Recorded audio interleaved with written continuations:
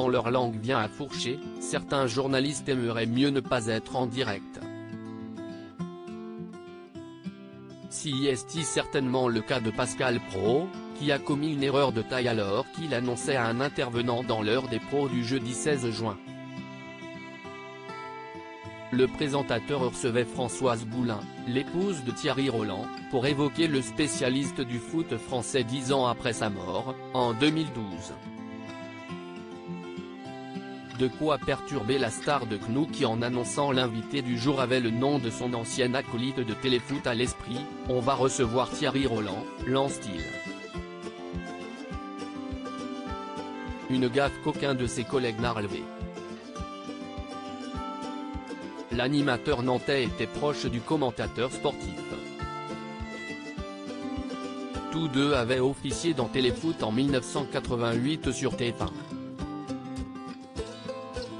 Une époque qui a marqué Pascal Praud, qui évoque souvent l'ancienne voix des Bleus avec nostalgie. Il n'y a pas un jour où je ne pense pas à Thierry, déclarait-il avec émotion en février 2021 dans l'heure des pros. Le journaliste avait également confié quelques anecdotes sur l'inoubliable voix du football, qui a débuté sa carrière à la radio en 1955 à l'âge de 18 ans, sur les ondes de la RTF. Ah, tu ne regardes pas le Tour de France? T'en n'as rien à foutre? T'es un drôle de journaliste, lui aurait dit un jour Thierry Roland en apprenant que le jeune Pascal Praud ne regardait que le foot. Pascal Praud recueille les souvenirs de Françoise Boulin présente sur le plateau ce 16 juin, la femme de Thierry Roland, Françoise Boulin, s'est livrée sur son ressenti, et le vide laissé par son mari depuis sa mort. La veuve a d'abord fait savoir qu'elle était contrariée de ne pas pouvoir tutoyer le présentateur, dont elle est proche.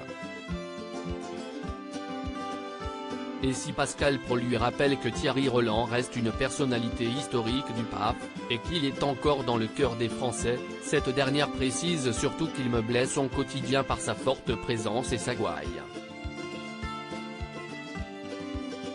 Françoise Boulin a donc ressenti un grand vide à la suite de sa disparition. À propos de la passion sans borne pour le sport de celui dont elle partageait la vie depuis 1963 ou 64, elle se souvient, si est un môme qui avait trouvé son jouet permanent et il était tellement heureux avec ça. Au début si est désarçonnant quand vous rencontrez un jeune homme amoureux, puis que vous apprenez qu'il préfère aller voir un match à Romorantin à 5 h du matin plutôt que de rester avec vous. Ironise-t-elle. Une séquence nostalgie dans laquelle Pascal Praud semble avoir adoré se plonger.